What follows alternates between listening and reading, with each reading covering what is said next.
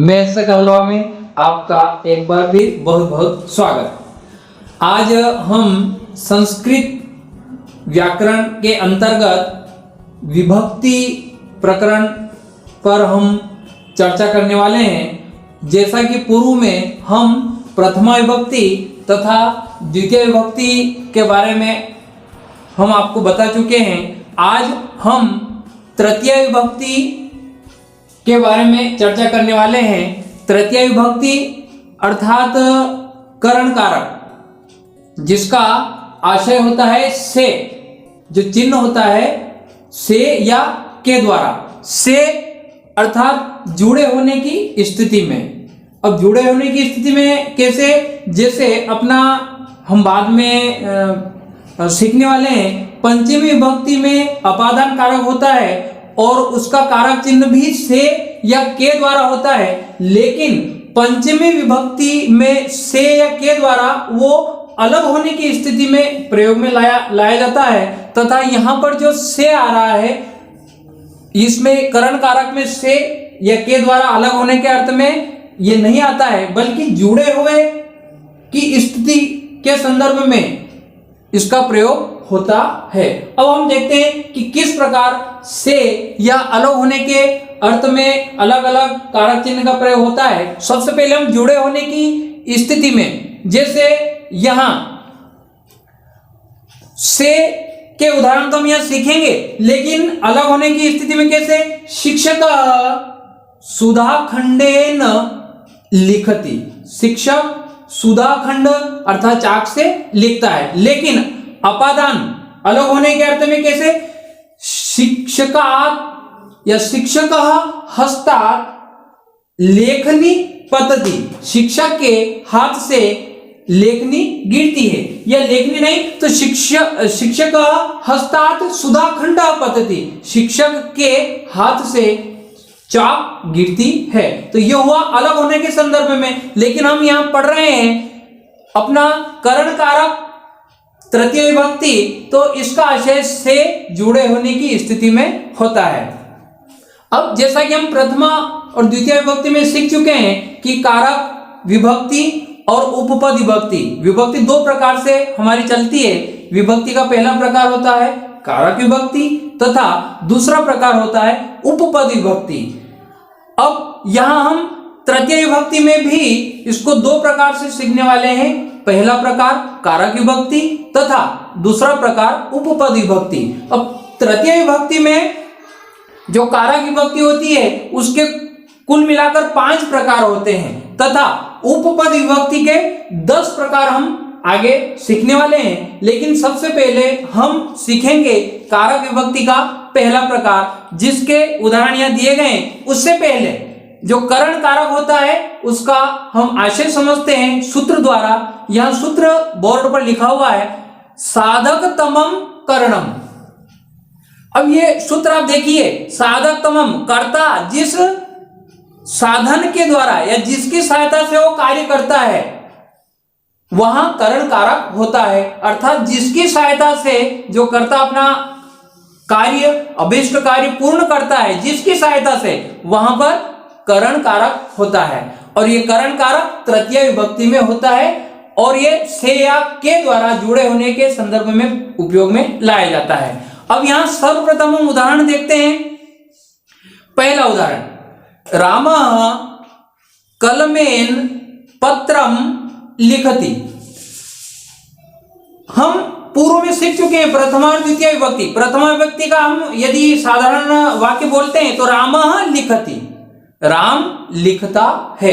अब यहां राम लिखता है में जो क्रिया है लिख, लिख का अर्थ होता है लिखना, तो वो क्रिया का सीधा सीधा संबंध, क्रिया का सीधा सीधा संबंध राम से अर्थात कर्ता से। तो यहां पर प्रथमा विभक्ति हुई, रामा शब्द में प्रथमा विभक्ति हुई। अब हम देखते हैं कि यहां रामः पत्रम लिखति, राम पत्र को लिखता है। अब यहां क्रिया का सीधा सीधा संबंध पत्र, किसको लिखता है? राम, जो करता है किसको लिखता है? पत्र को लिखता है। तो यहां पत्रम में द्वितीय विभक्ति है, पत्रम पत्र को लिखता है। अब हम प्रथमा और द्वितीय विभक्ति सीख चुके हैं पूर्व में। अब आप तृतीय विभक्ति करण कारक की बारी आती है। तो यहां देखिए आप, रामः कलमेन पत्रम लिखति। राम कलमेन, कलम से जुड़े होने की स्थिति में, से कलमेन, राम कलम से पत्र को लिखता है। यहां पर राम किसकी सहायता से कार्य संपादित कर रहा है? कलम की सहायता से पूरा कर रहा है। इसलिए ये जो पूरा वाक्य है, रामः कलमेन पत्रम लिखति, राम कलम से पत्र को लिखता है। हाँ, इस वाक्य में लिखति क्रिया है, लेकिन ये रामः कलमेन पत्रम इन तीनों शब्दों में कारक का प्रयोग हुआ है। रामा में कर्ता कारक, पत्रम में कर्म कारक, कलमेन में करण कारक। तो ये जो पूरा वाक्य हुआ, रामः कलमेन पत्रम लिखति, राम कलम से पत्र को लिखता है। चाहे तो हम यहां देख सकते हैं, रामः क्या हुआ? कर्ता। इस वाक्य में लिखति क्या हुआ? क्रिया। ये क्रिया है, लिखति क्या है? क्रिया है, जो कार्य करता है ना, लिखति क्रिया। अब यहां पर पत्रम क्या कर्म कर रहा है? वो पत्र को लिख रहा है, तो ये कर्म हुआ। अब यहां हम देखते हैं, रामः कलमेन पत्रम लिखति, इसमें जो राम है कर्ता है ना, ये क्रिया है। क्रिया का संबंध किससे? राम। अब ये किसकी सहायता से कार्य कर रहा है? कलमेन, कलम की सहायता से कार्य कर रहा है। तो यहां पर कौन सी विभक्ति हुई? तृतीया विभक्ति करण कारक। तो अब हम सीख चुके हैं कि रामः कलमेन पत्रम लिखति में जो कार्यकर्ता कर रहा है वो किसकी सहायता से कार्य पूरा हो रहा है? कलम की सहायता से पूरा हो रहा है। इस प्रकार अन्य उदाहरण भी हम ले सकते हैं। अब हम देखते हैं इस उदाहरण क्रमांक जो भाग है, हम 5 भाग में इसको सीखते हैं या सीखेंगे, लेकिन इसका भाग क्रमांक 1 के अन्य उदाहरण भी हम देखते हैं कि किस तरीके से ये करण कारक होता है। अब दूसरा वाक्य देखते हैं। ये अपना पहला वाक्य हुआ। अब दूसरा वाक्य देखिए आप, रमा लेखन्या पत्रम लिखति। रमा लेखन्या लेखनी से, पत्रम पत्र को, लिखती। अब यहां एक महत्वपूर्ण बात यह है कि यहां पर रमा स्त्रीलिंग शब्द है और एक वचन है। अब ध्यान देने योग्य बात यह है कि यहां पर जो क्रिया है वो लिखती, ये भी एक वचन में होगी, और यहां रमा है, ये भी एक वचन में है। तो हम आगे के उदाहरण में भी देखेंगे, यदि यहां पर एक वचन होगा तो उसकी क्रिया भी एक वचन में ही होगी। यदि कर्ता यदि द्विवचन या बहुवचन में होगा तो उसकी क्रिया भी द्विवचन या बहुवचन में होगी। अब यहां देखते हैं, रमा लेखन्या पत्रम लिखति। रमा क्या हो गई? कर्ता। लिखति शब्द क्या है? वही क्रिया, ये क्रिया आ रही है, लिखति। अब पत्रम, पत्र को, ये भी कर्म है, ये कर्म है, पत्रम कर्म, पत्र को। अब यहां हम पूरा वाक्य देखते हैं, रमा ये कर्ता, रमा लेखन्या पत्रम लिखति। रमा लेखनी से पत्र को लिखती है। यहां भी जो किसकी सहायता से कार्य पूरा हो रहा है? रमा लेखन्या पत्रम लिखति। रमा लेखनी से, लीड से उसका कार्य पूरा हो रहा है। तो इस लेखन्या शब्द में तृतीया विभक्ति करण कारक है। रमा लेखन्या पत्रम लिखति। ये लेखन्या शब्द का मूल शब्द लेखनी है, लेकिन ये स्त्रीलिंग में आता है। तो स्त्रीलिंग होने के कारण ये लेखनी का लेखन्या बना है। तो रमा लेखन्या पत्रम लिखति। रमा लेखनी से, लीड से पत्र को लिखती है। अब दूसरा उदाहरण देखते हैं। तीसरा उदाहरण, वयम नेत्राभ्याम चित्रम पश्यामः। अब यहां हम देखते हैं, वयम ये बहुवचन शब्द है, वयम ये बहुवचन शब्द है, इसलिए यहां पर पश्यामः भी बहुवचन होगा। वयम नेत्राभ्याम चित्रम पश्यामः, हम नेत्रों से चित्र को देखते हैं। तो यहां पर आप देखिए, नेत्राभ्याम शब्द में तृतीय विभक्ति हुई से। अभी हम से उदाहरण वाले देख रहे हैं। से करण कारक का से वाला जो अपना चल रहा है अर्थ से या के द्वारा, तो से वाले हम देख रहे हैं, तो हम नेत्रों के द्वारा या नेत्रों से चित्र को देखते हैं। से भी चलेगा, के भी चलेगा, लेकिन वो के से में मिला हुआ है, जुड़ा हुआ है। अगला उदाहरण चौथा, भक्ताः बस यानेन मथुरा नगरम गच्छन्ति। अब इस चौथे वाक्य में एक बात आप यहां देखिए, पहले मैंने बोला था कि यहाँ कर्ता जो है वो एक वचन में होता है, तो उसकी क्रिया भी एक वचन में होगी। यहाँ चौथे वाक्य में उदाहरण में देखिए आप, भक्ता, एक भक्त नहीं है, बहुत सारे भक्त हैं, तो भक्ता बहुवचन आ रहा है। तो यहाँ देखिए आप गच्छन्ति, गम धातु, गम गच्छ जाना है ना, गच्छन्ति बहुवचन आ रहा है, जाते हैं। तो भक्ता बस यानेन मथुरा नगरम गच्छन्ति, बहुत सारे भक्त अर्थात भक्त लोग या बहुत सारे भक्त बस यान से मथुरा नगर को जाते हैं। तो यहाँ बस यानेन जो शब्द है, बस यानेन, इसमें तृतीया विभक्ति करण कारक है। तो अब हम तृतीया विभक्ति का दूसरा भाग, जो हम कारक विभक्ति पढ़ रहे थे, उस कारक विभक्ति का दूसरा भाग हम देखते हैं, जिसका हम सूत्र के द्वारा यहाँ पर सूत्र के द्वारा हम देखते हैं। सूत्र क्या है? येनांग विकारः, येनांग विकारः। अब यहां हम देखते हैं कि येन अंग विकार, जिस अंग में कोई विकार हो या जिस अंग में कोई विकार होता है वहां पर तृतीय विभक्ति करण कारक होता है। अब यहां हम देखते हैं कि येन अंग विकार, या हम सीधे सीधे सरल शब्दों में देखते हैं कि जिस विकृत अंग में, जो विकृत अंग है, जो उस अंग की कोई विशेषता बता रहा है, वहां पर तृतीया विभक्ति करण कारक होता है। अब हम यहां उदाहरण के माध्यम से देखते हैं। पहला उदाहरण, अश्वः नेत्रेण काणः अस्ति, घोड़ा नेत्र से काणा है, घोड़ा नेत्र से काणा है। अब इस वाक्य में हम देखते हैं कि घोड़ा नेत्र से काणा है। यहां पर जो नेत्र है, जो काणा है, वो किससे है? नेत्र से। सूत्र के अनुसार जिस अंग में कोई विकार हो तो विकार कहां है? नेत्र में है। तो यहां नेत्रेण शब्द में तृतीया विभक्ति है। इसी प्रकार दूसरा उदाहरण हम देखते हैं, सह वह पादेन खंजः अस्ति, वह पांव से लंगड़ा है। सूत्र के अनुसार आप देखिए, खंजः लंगड़ा किससे है? पादेन अर्थात पैर से है। तो यहां पादेन शब्द में हमारा करण कारक है, तृतीया विभक्ति मानी जाती है। इसी प्रकार तीसरे उदाहरण में हम देखते हैं, हस्तेन लुंजः, हाथ से लूला, हाथ से लूला है ना, तो हस्तेन शब्द में तृतीया विभक्ति हुई, हाथ से लूला। चौथा उदाहरण हम देखते हैं, शीरसा खलवाटः, सिर से गंजा है ना, तो खलवाटा का आशय होता है गंजा, तो सिर से, तो शीर्षा शब्द में हमारी तृतीया विभक्ति है। इसी प्रकार पांचवा उदाहरण हम देखते हैं, पृष्ठेन कुब्जः, पीठ से कुबड़ा, कुब्जा है ना, तो पीठ से कुबड़ा, तो यहां पर पृष्ठेन शब्द में तृतीया विभक्ति है।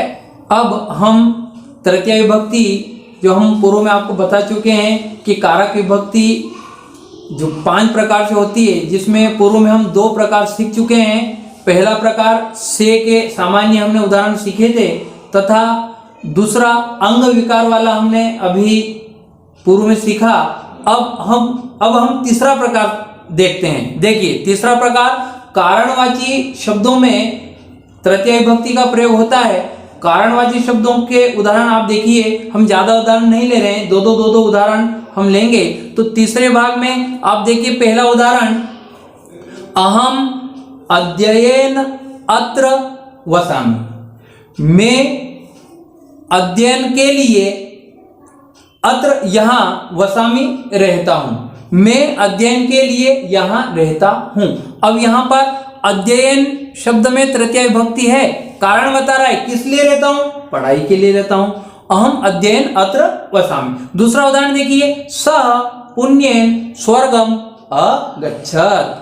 वह पुण्य से स्वर्ग को गया, वह पुण्य से स्वर्ग को गया। यहां पर किसके द्वारा स्वर्ग में गया, कारण क्या बता रहा है, पुण्येन, अर्थात पुण्य कर्म से स्वर्गम अगच्छत, स्वर्ग को गया। तो हमारा तीसरा जो प्रकार था वो कारणवाची शब्दों का प्रयोग जहां होता है वहां पर तृतीया विभक्ति का प्रयोग किया जाता है।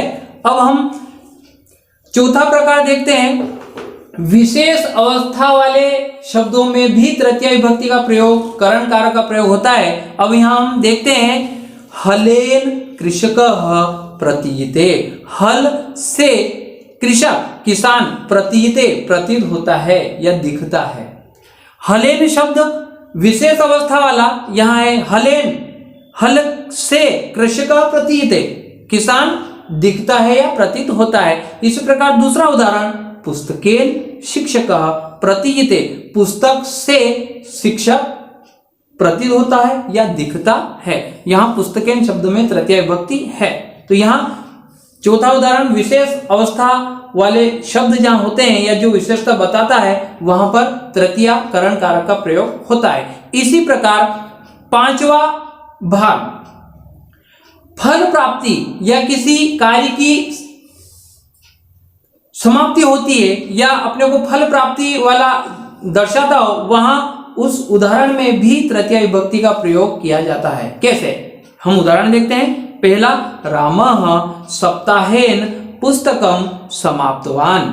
रामः सप्ताहेन, राम एक सप्ताह में पुस्तकम समाप्तवान, उस पुस्तक को उसने समाप्त किया या उसने पुस्तक पढ़ ली, यानी फल की प्राप्ति हुई। फल की प्राप्ति अर्थात एक सप्ताह में उसने पुस्तक पढ़ी है। तो यहाँ फल की प्राप्ति में भी हम तृतीया विभक्ति करण कारक का प्रयोग करते हैं। तो यहाँ राम एक सप्ताह में पुस्तक को समाप्त कर रहा है। दूसरा उदाहरण हम देखते हैं, बालः सप्तभिः दिवसैः निरोगः जातः। बालक सप्तभिः, एक सप्ताह में, बालक एक सप्ताह में, सप्तभिः एक सप्ताह में, निरोगः जातः निरोग हुआ, ठीक हुआ, किसी बीमारी से ग्रसित होगा। तो यहां देखिए, बालः सप्तभिः, सप्तभिः शब्द में तृतीय विभक्ति का प्रयोग हुआ है। बालक एक सप्ताह में, ये एक सप्ताह के दिनों में, निरोगः जातः निरोग हुआ। जैसा कि पूर्व में हम बता चुके हैं कि विभक्ति दो प्रकार की होती है, कारक विभक्ति तथा उपपद विभक्ति। पहले हम कारक विभक्ति के 5 प्रकार उदाहरण सहित सीख चुके हैं। अब हम विभक्ति का दूसरा प्रकार उपपद विभक्ति, जो हम पहले बता चुके हैं कि 10 प्रकार की होती है, 10 उदाहरण हम आपके सामने बताने वाले हैं, जिसमें से ये 7 उदाहरण आपके सामने दिए गए हैं उपपद विभक्ति के। तो आइए अब हम सीखते हैं उपपद विभक्ति का पहला उदाहरण। उपपद विभक्ति का पहला उदाहरण, पहला, सीता रामेण सह वनम गच्छति। सीता राम के साथ वन को जाती है। अब यहां हम देखते हैं कि रामेण, राम के साथ, यहां पर रामेण शब्द में तृतीया विभक्ति है, क्योंकि हम पहले बता चुके हैं कि जो अव्यय शब्द होते हैं उपपद विभक्ति में, जो अव्यय शब्द होते हैं उससे ठीक पहले वाले शब्द में तृतीया विभक्ति का प्रयोग होता है। अब यहाँ हम देखेंगे वन बाय वन, एक के बाद एक, अलग अलग वाक्य में कि कहाँ कहाँ किस अव्यय उपपद के कारण उसके पहले वाले शब्द में तृतीया विभक्ति का प्रयोग हुआ है। पहले उदाहरण में यहाँ रामेण सह का मतलब होता है साथ, सीता राम के साथ वन को जाती है। दूसरा उदाहरण देखते हैं हम, लक्ष्मण रामेण साकम वनम गच्छति। लक्ष्मण रामेण साकम, राम के साथ वनम गच्छति, वन को जाते हैं। यहां भी साकम शब्द का अर्थ साथ है, तो यहां रामेण शब्द में तृतीया विभक्ति हुई है। यहां पर सह का मतलब भी साथ है और साकम का मतलब भी साथ है, तो यहां साकम के पूर्व शब्द रामेण में तृतीया विभक्ति हुई। इसी प्रकार अब हम देखते हैं तीसरा उदाहरण, सोहनः मोहनेन सार्धम क्रीड़ा क्षेत्रम क्रीडति। सोहन मोहनेन सार्धम, मोहन के साथ क्रीड़ा क्षेत्रम क्रीडति, खेल के मैदान में खेलता है। यहां पर सार्धम अर्थात साथ, उससे पूर्व शब्द मोहनेन, रामेण, रामेण, यहां पर तृतीय विभक्ति होती है। सोहन मोहन के साथ खेल के मैदान में खेलता है। चौथा उदाहरण, भोजनेन समम जलम पिब, भोजन के साथ, समम साथ, जलम पिब, जल पियो, पानी पियो, भोजन के साथ जल पियो। यहां पर समम साथ, यहां भोजनेन शब्द में तृतीय विभक्ति हुई। अब हम देखते हैं पांचवा उदाहरण, भोज पराक्रमे विक्रमेण समः आसीत्, राजा भोज पराक्रम में विक्रमेण समः, विक्रमादित्य के समान, आसीत् थे। यहां पर हम देखते हैं इस वाक्य में भोज अर्थात राजा भोज पराक्रमे विक्रमेण समः, समः मतलब समान, पराक्रम में विक्रमादित्य के समान थे। अब यहां हम देखते हैं कि विक्रमेण शब्द में तृतीय विभक्ति हुई है, समय यानी समान। अगला उदाहरण छठा, सीतायाः मुखम चंद्रेण सदृशम अस्ति, सीता का मुख, सीता का मुख चंद्रेण सदृशम, चंद्रमा के समान, अस्ति है, सीता का मुख चंद्रमा के समान है। यहां हम देखते हैं सदृशम समान, चंद्रेण, यहां तृतीय विभक्ति का प्रयोग हुआ है। सीतायाः मुखम चंद्रेण सदृशम अस्ति, सीता का मुख चंद्रमा के समान है। अब यहां एक रोचक तथ्य यह है, हम पूर्व में आपको बता चुके हैं कि यहां मुखम शब्द में अनुस्वार लगा है चंद्रेण के पहले, और यहां देखते हैं तो अस्ति के पहले सदृशम में हलंत मकार हुआ है। किम कारणम अस्ति, क्या कारण है? पहले हम बता चुके हैं पूर्व की वीडियो में कि यहां व्याकरण के नियमानुसार ये जो शब्द है चंद्रेण, इस चंद्रेण में जो पहला वर्ण है च, ये व्यंजन वर्ण है, और यहां पर यदि व्यंजन वर्ण होता है तो इसके पूर्व वाले शब्द में हलंत न होते हुए जो वर्ण होता है, इस शब्द का आखिरी वर्ण होता है, इसमें अनुस्वार लगता है, ये अनुस्वार लगता है। यहां देखिए आप, अस्ति में जो वर्ण है सदृशम के बाद वाला, ये स्वर वर्ण है, और इस स्वर वर्ण होने के कारण जो सामने वाला शब्द है उसका अंतिम वर्ण में म, ये मकार होता है, हलंत लगता है। तो ये नियम अपने को याद होना चाहिए। चलो आगे देखते हैं सातवां वाक्य, अलम विवादेन, जैसा कि हम पहले बता चुके हैं कि सह, साकम, सार्धम, समम, समः, है ना, सदृशम, ये अव्यय शब्द हैं, और अव्यय पद होने के कारण इसके ठीक पहले वाले शब्द में तृतीय विभक्ति हुई है। लेकिन ये सातवें वाले उदाहरण में अलम विवादेन, अलम विवादेन, यहां नकारात्मक वाक्य है। ये अलम का मतलब होता है मत, अलम का मतलब होता है अव्यय पद है मत, विवाद मत करो। तो यहां पर विवादेन, ये सातों वाक्य ऐसा है कि यहां पर पहले अव्यय पद आया, उसके बाद वाले शब्द में तृतीय विभक्ति का प्रयोग हुआ है, विवाद मत करो। लेकिन ध्यान देने योग्य बात यह है कि यहां पर यदि सकारात्मक वाक्य अपने को बनाना है तो भीमा दुर्योधनाय अलम, भीम दुर्योधन के लिए पर्याप्त है।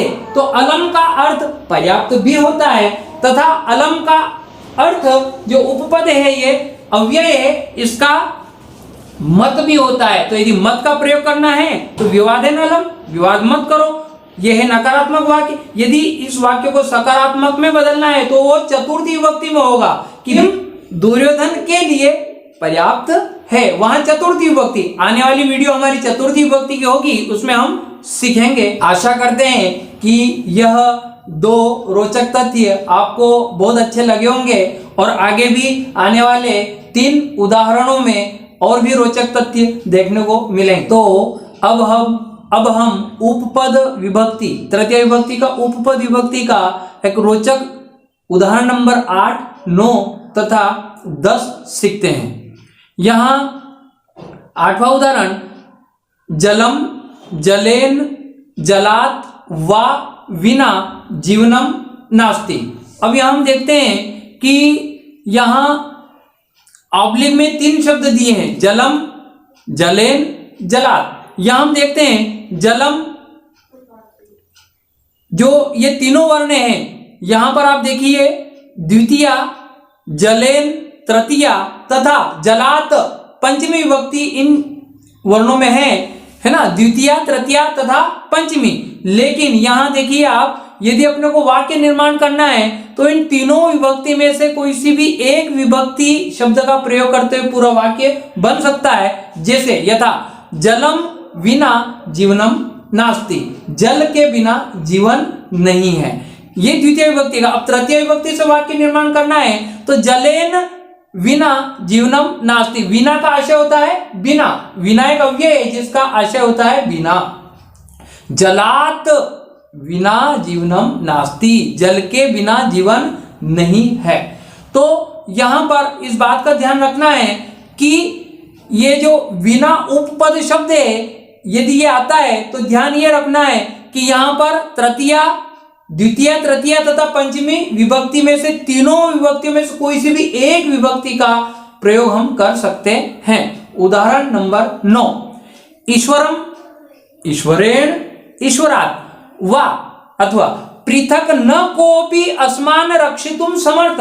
यहां पर विना का आशय हमने लगाया था बिना। अब यहां हम देखते हैं वा पृथक न कोपि अस्मान रक्षितुम समर्थ, यहां पृथक का मतलब भी जो अब ये पद है इसका आशय भी बिना है। अब यहां हम देखते हैं ईश्वरम पृथक न को अपि अस्मान रक्षितुम समर्थ, यानी ईश्वर से अलग न को अपि अस्मान रक्षितुम समर्थ, कोई भी हमारी रक्षा करने में समर्थ नहीं है। यदि इसी प्रकार इसमें भी हम ईश्वरेण और ईश्वरात् शब्द का प्रयोग करते हुए अलग अलग वाक्य का निर्माण कर सकते हैं। तथा 10वां उदाहरण, विद्याम ऑब्लिक विद्या अथवा विद्याया व नाना न सुखम। यहां नाना जो पद है वो भी अव्यय है, नाना, अर्थात जो विना का हमने आशय लगाया था बिना, पृथक का बिना, यहां नाना अव्यय का भी आशय क्या है, बिना। अब विद्याम नाना न सुखम, विद्या के बिना सुख नहीं है। इसी प्रकार इससे भी हम वाक्य निर्माण कर सकते हैं। द्वितीय, तृतीय तथा पंचमी विभक्ति विद्यायाः नाना न सुखम, विद्या के बिना सुख नहीं होता है। तो यहां ध्यान देने योग्य बात यह है कि जहां पर विना, पृथक और नाना अव्यय पद दिखाई देता हो, ऐसे उपपद विभक्ति के अंतर्गत विना, पृथक और नाना होता हो, वहां पर क्रमशः तृतीय, द्वितीय, तृतीय तथा पंचमी विभक्ति का प्रयोग हम करते हैं। अब हम आपके सामने एक उदाहरण देखते हैं, एक रोचक उदाहरण जो आज के युग में कंपटीशन एग्जाम में प्रश्न किस प्रकार से परीक्षा में पूछे जाते हैं। ये उदाहरण देखिए आप, यहां पर कोष्टक में जल दिया है, आगे दिया है विना जीवनम नास्ति। अब हमें यहां पर भरना है 4 ऑप्शन में से एक ऑप्शन का चयन करना है। तो यहां हम देखते हैं इस जल शब्द में कौन सी विभक्ति का प्रयोग करते हैं। तो हम पूर्व में सीख चुके हैं कि यहां पर सीधा सीधा हमें विना देखना है कि विना उपपद अव्यय है, और इस विना जहां पर आता है वहां पर हम 3 विभक्ति का प्रयोग कर सकते हैं। यहां पर द्वितीय भी हो सकती है, तृतीय भी हो सकती है तथा पंचमी विभक्ति का प्रयोग भी हम कर सकते हैं। तो यहां पर एक नियम ये याद रखना है कि जहां पर विना, पृथक और नाना आता है वहां पर हम इन तीनों विभक्ति से वाक्य निर्माण कर सकते हैं। लेकिन ऑप्शन में जलम, जलेन, जलात इन तीनों में से एक ऑप्शन आता है, बाकी 3 छोड़ना है। तो यहां पर यदि जलम ऑप्शन आता है तो हमें 4 में से एक वस्तुनिष्ठ जो ऑप्शन होता है वो चुनना है, जलम विना जीवनम नास्ति। और यदि ये जलेन शब्द आता है तो जलेन विना जीवनम नास्ति, और यदि जलात आता है तो जलात विना जीवनम नास्ति। तो इस प्रकार हम सूझबूझ से हम वाक्य को देखते हुए, समझते हुए, विभक्ति को समझते हुए और हम आसानी से ये प्रश्न जो होता है उसका ऑप्शन चुन सकते हैं और परीक्षा में अच्छे अंक ला सकते हैं। धन्यवाद।